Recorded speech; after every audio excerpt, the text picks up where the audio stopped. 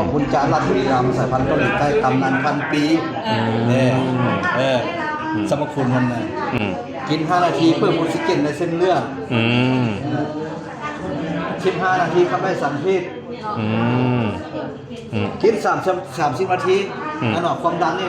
แพ้ก็ลดแล้วกินนอด30 นาทีเขาเลยกินความดันนั้นลดลงเลยถ้าเราความดันฮะพวกความดันพวกหัวใจผมเป็นของเราเท่า30 นาทีเนาะถ้ากินน่ะคือมื้อนี้เนี่ยกินแล้วมื้อแล้วนอนหลับดีซับไทยแล้วมันนอนหลับสบายโมเมนต์นอนหลับลึกหลับลึกกิน7 วันนี่มันผิวนี่เปลี่ยนเลยผู้ใดหมองคับนะครับนี่ถ่ายรูปก็เลิศกินวัน7 วันนี่คือว่าผิวเปลี่ยนเลยแต่ว่าอันนี้เพิ่นจะเล่าคือเพราะว่าลุงบอกว่ามันแบบเดียวกันแต่การสื่อสารบางคนเลยเกิดคิดไม่ได้เป็นสิ่งนั้นจริงๆอ่ะอันเดียวกันว่าวัน1 วันแล้วเนาะแม่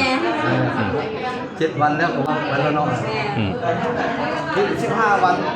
พอได้นมหยกนมยาเดี๋ยวนี้เริ่มกระซับขนาดนั้นเลยโอ้โหขายดีแน่นอนขายดีแน่นอนแต่ว่าอันนั้นพวกค่ายมันจะคือค่ายเขาได้เรียนมาบอลเนาะแต่ไซบอลเนาะ15 วันนี้เริ่มกระซับเขาเลยไอ้ซื้ออย่างครับดวงดีไอ้ดวงดีเนาะโอ้สุดยอดเลยถ้ากินฮอดอาสะต้องกิน30 วันทุกโรคจะช่วยได้หมดเลยต่อเนื่อง30 วันพวกตับนี่ช่วยได้พวกตับท้องหยอกท้องใหญ่นี่เนาะแต่ว่าเจ้าเศร้าบ่ได้แล้วเจ้าตายมื้อนั้นต้องกินฮอดมื้อเจ้าตายเจ้ามื้อฮอดมื้อเจ้าตายเลยกินวันเมื่อใดเจ้าเศร้าประมาณเดือน1 เดือนปลาย2 เดือนแล้วฟื้นขึ้นมาพวกตับนี่ครับสุดยอดเลยเพราะว่าอันนี้ตั้งแต่2018เดือน12 2018เลิกกินพวกกุญจามาแต่ครับว่ามันกินอยู่ค่ายนี้เรากินค่ายนี้ครับ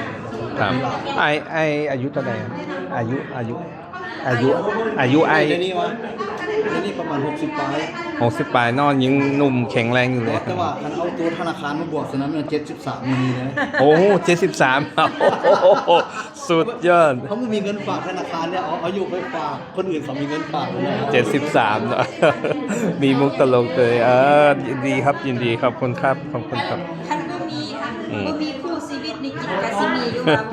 ลูกนี่นะเห็นเดี๋ยวนี้นะบ่มีผู้เอา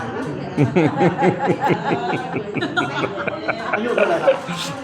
31 ปีผู้จับมือกันเลยผู้หญิงนี่กับกาย25 ปีแล้วมีปัญหาละนี่แต่ควงเขาแล้วนะถ้าเรานี่คนนี้เขาเลยทำได้ถ้าทำบดีคนนี้เขาเลยบ่ได้ให้เราจะดีนี่ดีแบบไหนให้ทุกอย่างเลย